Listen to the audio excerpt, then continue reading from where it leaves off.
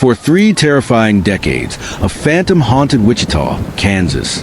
He called himself BTK, a chilling acronym for bind, torture, kill. Starting in 1974, he murdered 10 people, marking his crimes of meticulous planning and a total lack of remorse. But his real signature wasn't just violence. It was his bottomless appetite for public recognition. He sent taunting letters to police and news stations, packed with grotesque details and arrogant claims of his own intelligence. He was a monster hiding in plain sight as a husband, father, and even a church-going compliance officer. This documentary is for educational and informational purposes. All commentary and narration are original. Visuals are either AI-generated, royalty-free, or licensed. No copyrighted video or audio has been used. All facts presented are based on publicly available records and journalism. Viewer discretion advised. Themes may include violence, distress, or mature subject matter. All views are the creators alone and not tied to any authority. The creator is not responsible for any actions or consequences taken by viewers based on this content. You know what they say about the perfect crime? It's a myth. For every killer who thinks they've pulled it off, there's always one tiny thread they forgot about. One detail, so small it seems insignificant.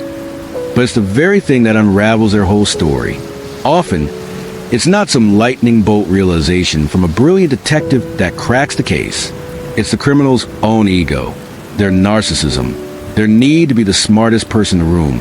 That's the fatal flaw that ends up luring a crime scene with clues. We see it time and time again. Notorious serial killers who taunt the police and legendary cold cases that seem impossible to solve often come down to one simple, foolish mistake. It could be a piece of tech they didn't really understand, a brag to the wrong person, or a single drop of DNA they never even knew they left behind.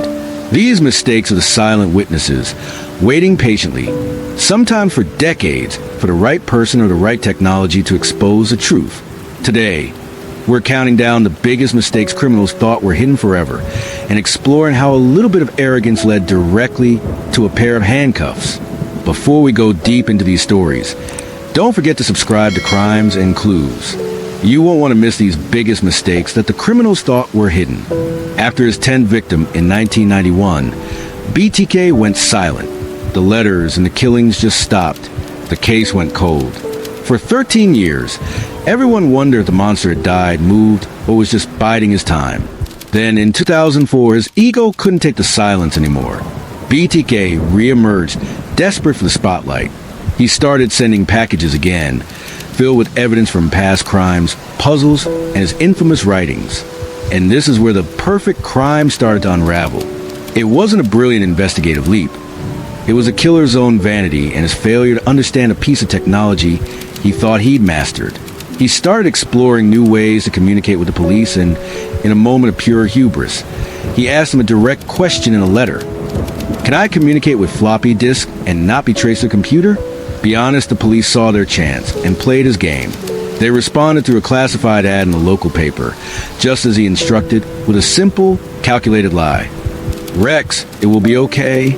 They were banking on his arrogance, his belief that he was still smarter than all of them. The killer, Dennis Rader, fell for it. On February 16th, 2005, a purple 1.44 megabyte Memorex floppy disk showed up at a local Fox TV station. Rader thought he was being slick. He had put a file on the disk and then deleted it, figuring that would make it untraceable. He couldn't have been more wrong. To a computer forensics expert, a deleted file isn't gone. It's just waiting to be recovered. Investigators immediately went to work and recovered the supposedly deleted Microsoft Word document. And there, buried in the file's metadata, the digital fingerprint that tracks a document's history was a key to a 30-year-old mystery. The metadata revealed 2 critical things. The document was last modified by someone named Dennis, and it was linked to a computer at Christ Lutheran Church.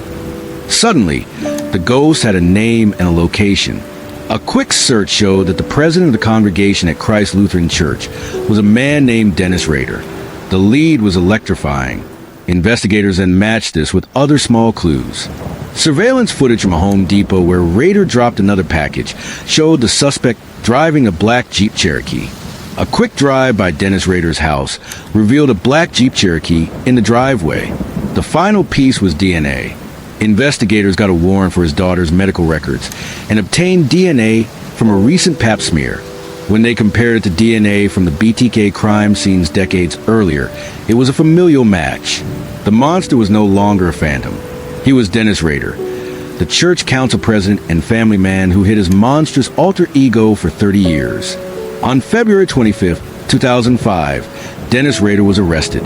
During his interrogation, he was reportedly less concerned with the murders and more enraged that the police had outsmarted him, asking them, "How come you lied to me?"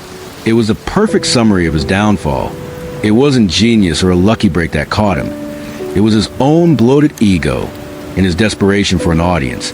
He handed the police the very tool they needed to unmask him.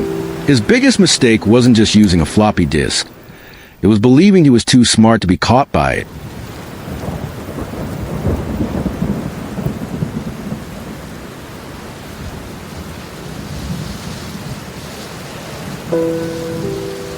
In the vast, unforgiving Alaskan wilderness, a different kind of predator was at work in the 1970s and 80s.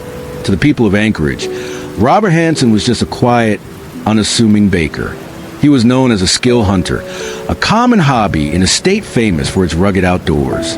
But Hansen wasn't hunting wildlife.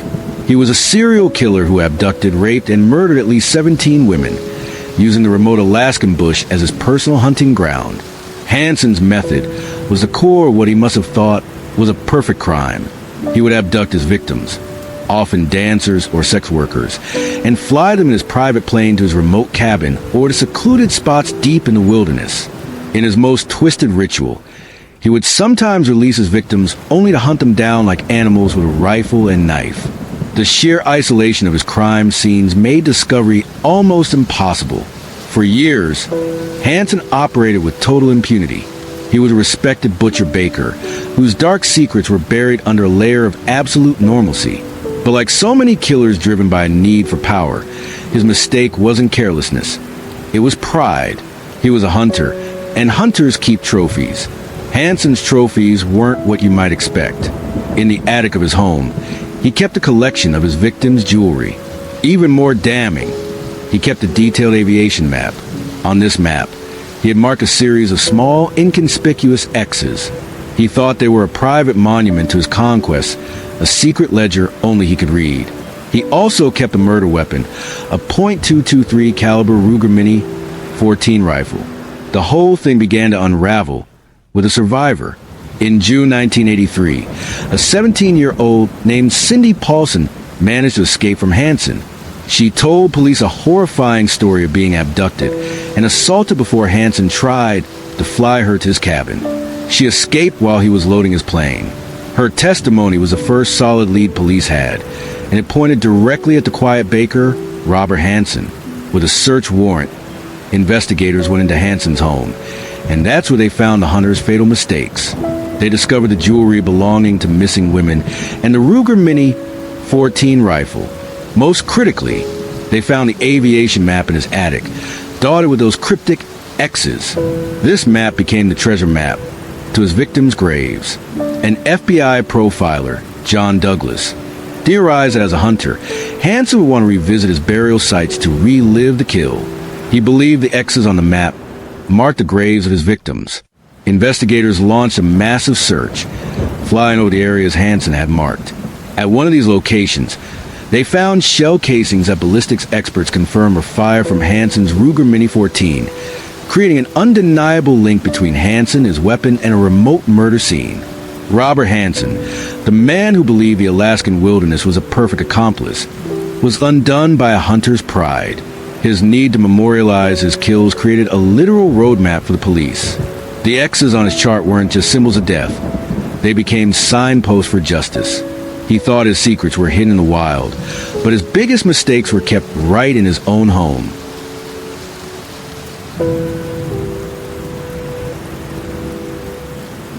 There are few names in true crime that are as chilling or as famous as Ted Bundy. On the surface, He was the exact opposite of a monster. Handsome, smart, charismatic, and even a promising law student. He was a chameleon who used his charm as a weapon, luring dozens of young women across multiple states in the 1970s. His ability to change his appearance and operate across state lines made him a phantom that police struggled to pin down. Even after he was caught, he escaped custody twice to continue his reign of terror. Bundy's idea of a perfect crime was his own adaptability. He was a master manipulator, not just of his victims, but of the legal system itself. He believed his intelligence put him far above the police. After his second escape, Bundy made his way to Florida. His charming facade was cracking, replaced by a reckless rage. On January 15, 1978, he broke into the Chi Omega sorority house at Florida State University. In a brutal whirlwind attack, he bludgeoned 4 women, killing 2 of them, Lisa Levy and Margaret Bowman. In the middle of this frenzy, driven by a sadistic rage, Bundy did something he hadn't done so clearly before. He bit one of his victims. On the body of Lisa Levy, he left a deep, distinct bite mark. In the chaos, a bite mark must have seemed like an insignificant detail. But this single, visceral act of rage would become the key piece of physical evidence against him. A mistake literally signed with his own teeth. When Bundy was finally recaptured in February 1978, Florida investigators were building their case for the Chi Omega murders. They had an eyewitness, but they needed something irrefutable. They found it in a photograph of Lisa Levy's injury. Forensic odontology, the use of dental evidence, was a growing field, and this case would make it famous. Investigators got a court order to take plaster casts of Bundy's teeth. What they found was a dentist's nightmare and a prosecutor's dream. Bundy's teeth were a mess, chipped, jagged, and severely misaligned. They were as unique as a fingerprint. In the courtroom, forensic odontologist Dr. Richard Silverin showed the jury a large photographic overlay. He placed a transparency of Bundy's dental cast over an enlarged photo of the bite mark on Lisa Levy's body. The match was undeniable. Every crooked edge and malformed tooth lined up perfectly with the bruises on the victim's skin. The jury stared at the proof that the charming man before them had physically sunk his teeth into his victim. This evidence was crucial for his conviction. While other evidence was circumstantial, the bite mark was a direct physical link between his body and the crime. It was a signature he couldn't talk his way out of. Ted Bundy, the man who thought his intellect made him invincible, was ultimately condemned by an act of primal rage. He thought his greatest asset was his mind, but his downfall came from his own body. The bite mark was a mistake born of pure sadism, a permanent record of his presence that he unknowingly left behind.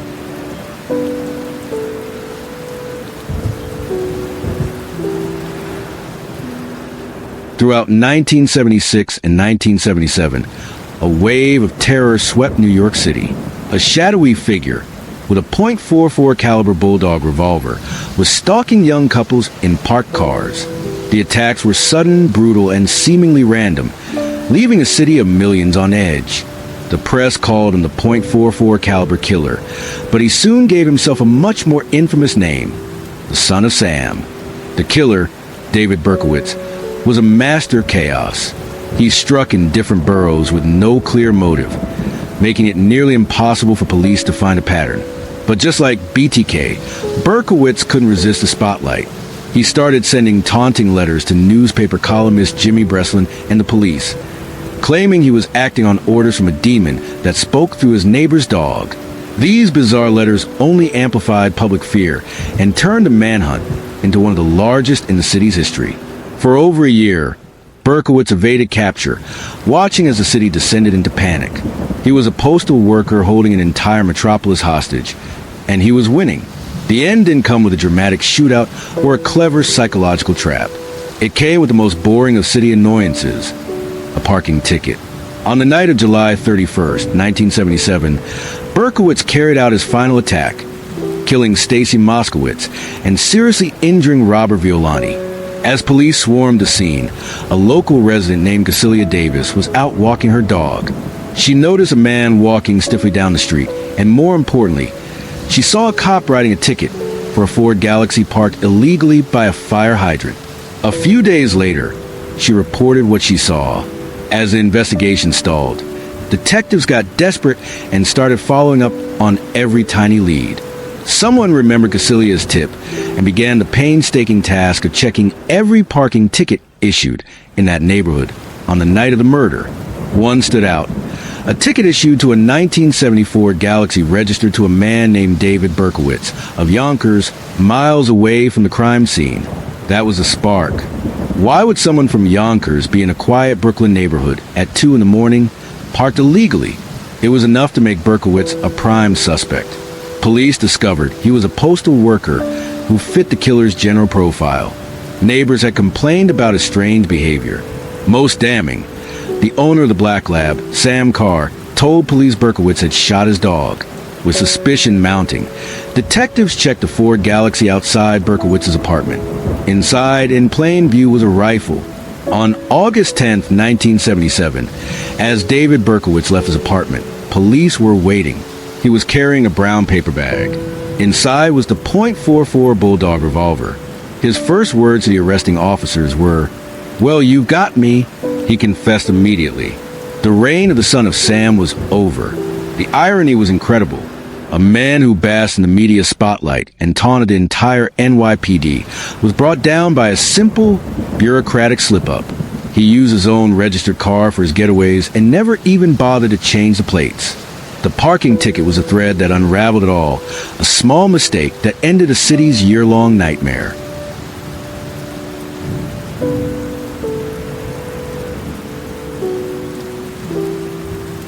On December 26, 1996, the world learned of a case that would become one of America's most haunting mysteries. 6-year-old JonBenet Ramsey was found bludgeoned and strangled in the basement of her family's home in Boulder, Colorado. What followed wasn't a swift investigation, but a baffling storm of conflicting clues and critical errors that have left the case cold for nearly 3 decades. This case is a tragic mess of mistakes, not just from a potential killer, but from an investigation that may have buried the truth. First, let's look at the clues the killer left behind.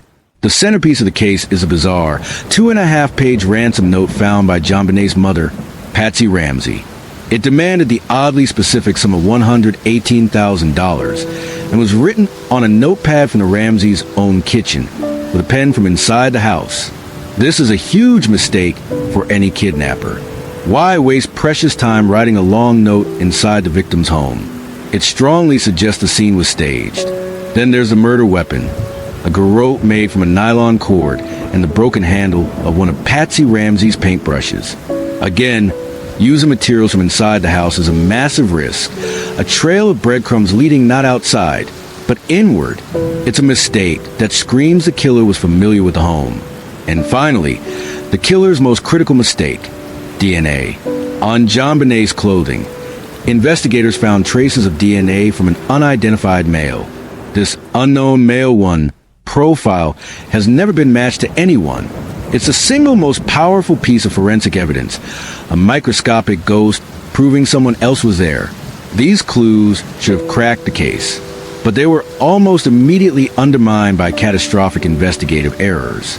From the moment Patsy Ramsey called 911, the entire house was compromised. Police failed to properly secure the home, allowing friends and family to come and go, cleaning surfaces and contaminating a murder scene. The most critical error happened when JonBenet's father, John Ramsey, found her body. Instead of leaving her, he carried her upstairs. That single act, born of a father's grief, irrevocably altered the crime scene, potentially destroying forensic evidence. The investigation quickly zeroed in on the parents, John and Patsy, which may have led them to downplay evidence of an intruder. The Ramseys were officially cleared by the district attorney in 2008 based on the unknown male DNA. But public suspicion has never fully gone away. Today, the JonBenet Ramsey case is a puzzle of mistakes. But now, in 2025, there's a glimmer of hope. Dozens of items of evidence are undergoing new, advanced DNA testing. Technologies like genetic genealogy, which were science fiction in 1996, now offer the real possibility of finally giving that unknown DNA profile a name. The killer made mistakes, leaving behind clues they thought were insignificant. The The question is whether modern science can finally correct the mistakes of the past and bring JonBenet justice.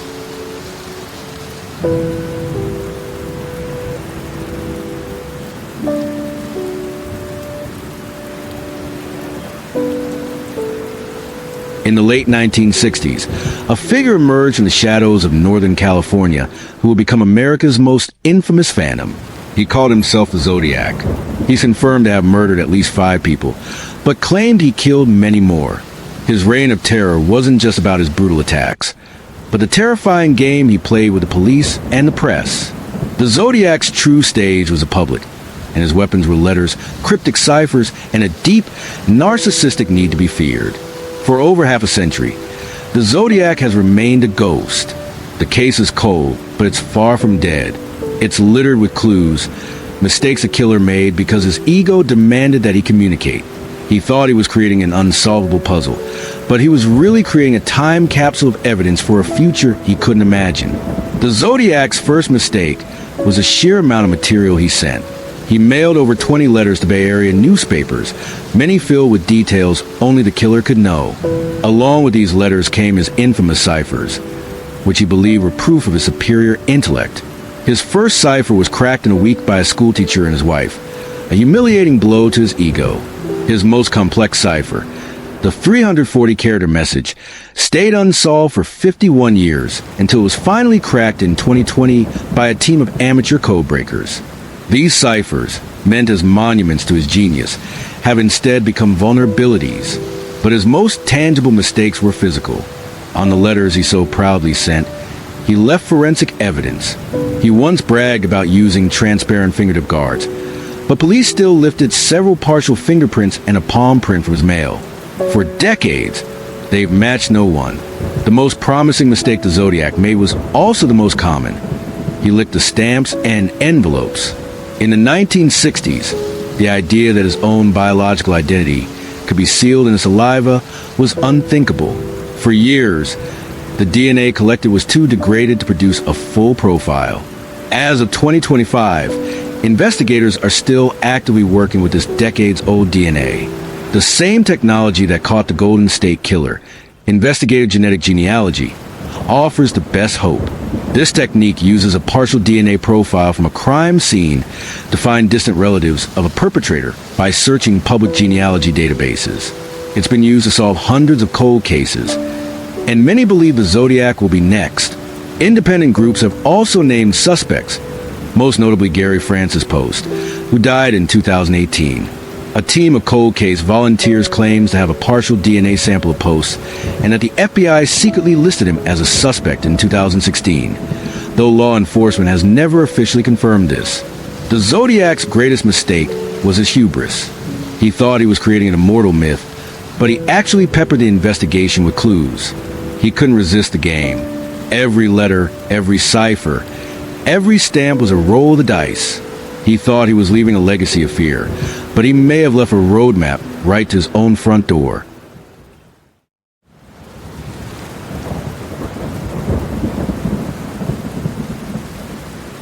So, what's the one thing that connects all these cases? From the digital ghost and a floppy disk that took down BTK to the parking ticket that ended the son of Sam's reign of terror, the history of crime proves one thing. Hubris is a killer's fatal flaw.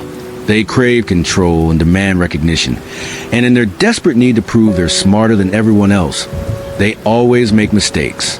A bite mark born of rage, a map of graves kept as a trophy, a taunting letter sealed with a drop of saliva. These are the threads that have unraveled even the most elaborate plots. And for every solved case like Dennis Rader or Ted Bundy, there are others, like the Zodiac and JonBenet Ramsey, that linger as open wounds. But they aren't hopeless. The mistakes made in those cases, unidentified DNA, cryptic ciphers, are not fading away. They're waiting. With every leap in forensic science, these decades-old clues are being re-examined, offering a new promise of justice. The killers thought their secrets were hidden forever, but they underestimated the relentless march of technology and the people who refuse to let a case go cold. The evidence is patient, and one day, it may finally speak the names that have been hiding in the dark for far too long. What do you think is the most foolish mistake a criminal has ever made? Are there other cases where one tiny, overlooked clue was the key to everything? Let us know in the comments below. We read every single one. Subscribe to Crimes and Clues for more real-life stories where every secret finds a voice.